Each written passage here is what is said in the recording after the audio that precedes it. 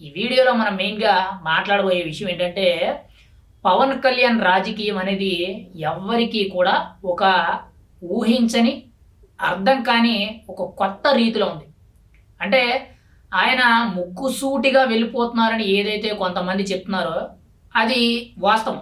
కానీ ఆ ముక్కుసూటిగా వెళ్ళే నేపథ్యంలో ఆయన ఎడాపెడా ఒకవైపు అభివృద్ధి, ఒకవైపు ప్రత్యర్థులు ఎవరైతే ఉన్నారో వాళ్ళు చేసిన తప్పులు ఏవైతే ఉన్నాయో ఆ తప్పుల్ని ఎత్తి చూపించడమే కాకుండా వాటికి సంబంధించి కూడా పూర్తిగా న్యాయం చేసే విధంగా ఎదరకు వెళ్తున్నారు. అంటే ఇక్కడ పవన్ కళ్యాణ్ రాజకీయం అనేది చాలా వరకు కూడా ఎవరికి అర్థం కావట్లేదు.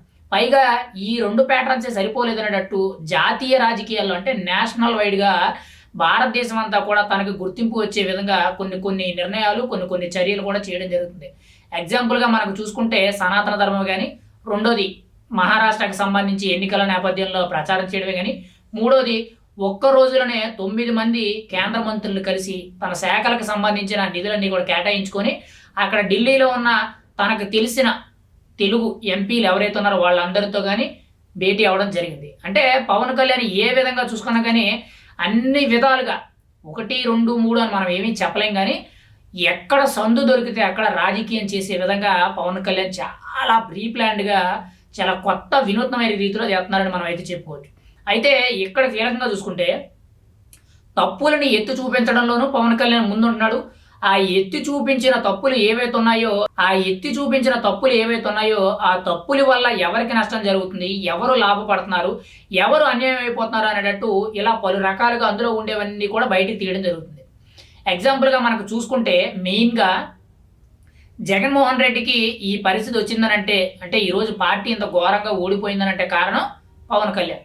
పవన్ కళ్యాణ్ అంత దారుణంగా ఓడించిందే కాక ఓడిపోయినప్పటి నుంచి కూడా జగన్మోహన్ రెడ్డి యొక్క ఆర్థిక మూలాల కింద ఏవైతే జగన్మోహన్ రెడ్డి కొన్ని అక్రమ ఆస్తులు కూడబెట్టుకున్నారో, జగన్మోహన్ రెడ్డి ఓడిపోయినప్పటి నుంచి కూడా కీలకంగా చూసుకుంటే పవన్ కళ్యాణ్ గతంలో అంటే వీళ్ళు అధికారంలో ఉండేటప్పుడు 2019 నుంచి 2024 వరకు కూడా జగన్మోహన్ రెడ్డే గాని తన అనుచరులు ఎవరైతే ఉన్నారో వీళ్ళందరూ కూడా అధికారంలో ఉండేటప్పుడు ఏవైతే అడ్డగోలుగా సంపాదించుకున్న అక్రమాస్తులే గాని, అవినీతి ఆస్తులు ఏవైతే ఉన్నాయో అవి ఒక్కొక్కటి కూడా బయటకు లాగడం జరుగుతుంది.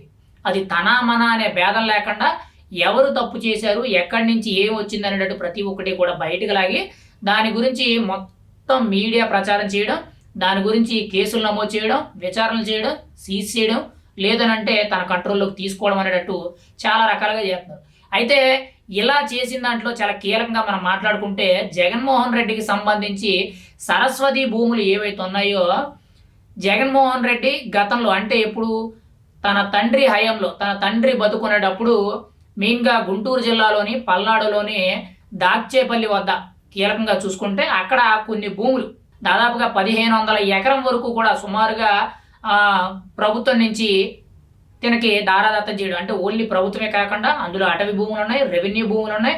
అండ్ మెయిన్‌గా చూసుకుంటే ఏవైతే ఈ సున్నపురాలు నిక్షేపాలు ఉన్నాయో గనుల కింద అవి ఉన్నాయి. అవి కాకుండా మెయిన్‌గా చుట్టుపక్కల ఉండే రైతులు ఎవరైతే ఉన్నారో వాళ్ళ భూములు ఇలా పలు రకాలుగా కలుపుకొని ఆ భూములు అనేవి చాలా పెద్ద ఎత్తున ఉన్నాయి. అయితే అప్పటి నుంచి కూడా జగన్మోహన్ రెడ్డి ఆస్తులకు సంబంధించి ఏవైతే ఈ సరస్వతి భూములు ఉన్నాయో అవన్నీ కూడా బయటకు తీయడం జరిగింది. పవన్ కళ్యాణ్ నేరుగా అక్కడికి వెళ్ళాడు. అక్కడికి వెళ్ళి చాలా క్లియర్ కట్‌గా అసలు ఏ భూములు ఎంతెంత ఏంటి అనేటట్టు, అసలు రైతులకు ఏ రేట్ ఇచ్చి కట్టారు అనేటట్టు ప్రతి ఒక్కటి కూడా ఎప్పుడు 15 ఏళ్ల కిందట జరిగింది.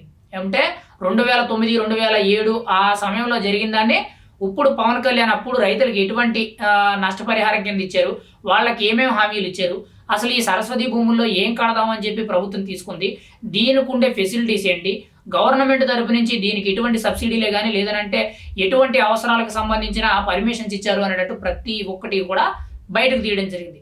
ఈ నేపథ్యంలో కీలకంగా చూసుకుంటే సరస్వతి భూముల్ని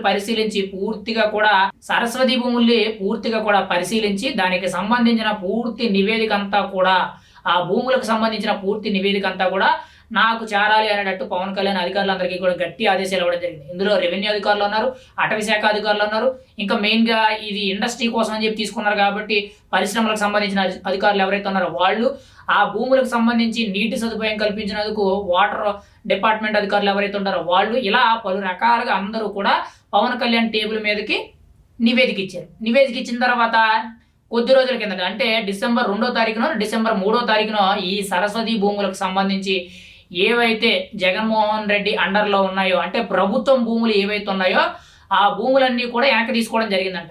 చాలా తక్కువే ఉన్నాయి. అంటే ప్రభుత్వం భూములు చాలా తక్కువున్నాయి. సున్నపు నిక్షేపాలు ఎక్కువున్నాయి. ఇంకా కీలకంగా చూసుకుంటే ప్రజల భూములనేవి ఎక్కువగున్నాయి.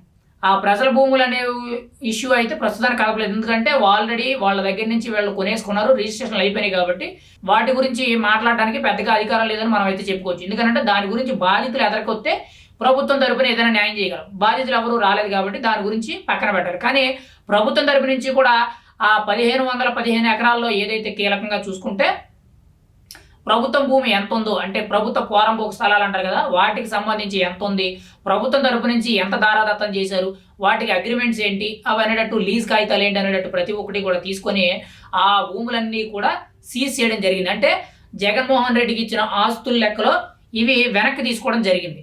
అంటే ఇక్కడ జగన్మోహన్ రెడ్డికి సరైన దెబ్బ కొట్టారని మనం అయితే చెప్పుకోవచ్చు. యాక్చువల్గా జగన్మోహన్ రెడ్డి ఈ ప్రాజెక్ట్ అనేది 2009, 2007 ఆ టైంలో చేద్దామని చెప్పి ఒక ప్రీ ప్లాన్డ్గా చేసుకోవడం జరిగింది. కానీ అప్పట్లో మరి అంత వాల్యూ చేసేది అనేది పక్కన పెడితే ఇప్పట్లో వాటి విలువ, ఆ సున్నపు నిక్షేపాల విలువ దాదాపుగా 10,500 కోట్లకు పైగా ఉంటుందని చెప్పి నిపుణులు అయితే అంచనా వేయడం జరిగింది. ఎందుకంటే కింద ఉన్నదంతా కూడా సున్నపురాయి. ఆ సున్నపురాయిని తీసి అక్కడ ఒక సిమెంట్ ఫ్యాక్టరీ కట్టి ఆ సిమెంట్ అనేది బయట దేశాలకి, లేకపోతే బయట రాష్ట్రాలకి, లేదంటే సిమెంట్ అనేది బయటికి మార్కెటింగ్ చేయడం. అంటే మీకు ఎగ్జాంపుల్గా చెప్పుకుంటే భారతీయ సిమెంట్ ఏదైతే ఉందో సేమ్ అదే విధంగా జగన్మోహన్ రెడ్డి అంతా కూడా ముందే కనిపెట్టి ఒక ప్రీ ప్లాన్డ్గా ఆ సున్నపు నిక్షేపాలు ఏవైతే ఉన్నాయో వాటిని బేస్ చేసుకొని ఒక కంపెనీ కడదాం అనుకున్నారు. కానీ ప్రజలకు చెప్పింది, ప్రభుత్వానికి చెప్పింది ఏంటంటే అక్కడ ఒక పవర్ కంపెనీ కడుతున్నాం అని చెప్పి చెప్పడం జరిగింది. పేరు కూడా అదే పెట్టడం జరిగింది. కానీ అందులో అసలు కీలకంగా చూసుకుంటే సున్నపురాయిని ఉపయోగించుకుంటూ దానికి వాటర్ సోర్స్ కావాలి కాబట్టి ఆ రెండు ఉంటే రా మెటీరియల్ నుంచి మెయిన్గా చూసుకుంటే మనకి ముడి సరుకు అనేది బయటకు వచ్చేస్తుంది. అంటే మెటీరియల్ ఫైనల్గా రా అవుట్పుట్ అనేది బయటకు వచ్చేస్తుంది. వీళ్ళకి ఈ విధంగా బిజినెస్ చేద్దామని చెప్పి జగన్మోహన్ రెడ్డి ఎప్పటి నుంచో కూడా అన్నాడు. తాను ప్రభుత్వంలోకి వచ్చిన తర్వాత దానికి ఇంకా కూడా లీజ్ కాగితాలు ఏవైతే ప్రస్తుతానికి గతంలో 10 ఏళ్లకు ఉండేయో ఆ 10 ఏళ్ళ వీటిల్లో ఏకంగా 59 ఏళ్ళకి, లేదంటే 20 ఏళ్లకు ఉన్నీటిని 59 ఏళ్ళకి మార్చేశాడు జగన్మోహన్ రెడ్డి. అంతేకాకుండా కృష్ణానది నుండి దాదాపుగా 2 లక్షల హెక్టార్ల వాటర్ అనేది ప్రత్యేకించి జగన్మోహన్ రెడ్డి వాడుకోవడానికి ప్రభుత్వం తరపు నుంచి లీజ్ రాయించేసుకున్నాడు. ఇలాంటివన్నీ కూడా ఇప్పుడు పవన్ కళ్యాణ్ ఏం చేశాడంటే ఆ భూములు వెనక్కి తీసుకోవడమే కాకుండా దానికి సంబంధించిన ఏవైతే లీజ్ అగ్రిమెంట్స్ ఉన్నాయో అవన్నీ కూడా క్యాన్సిల్ చేయడం జరిగింది.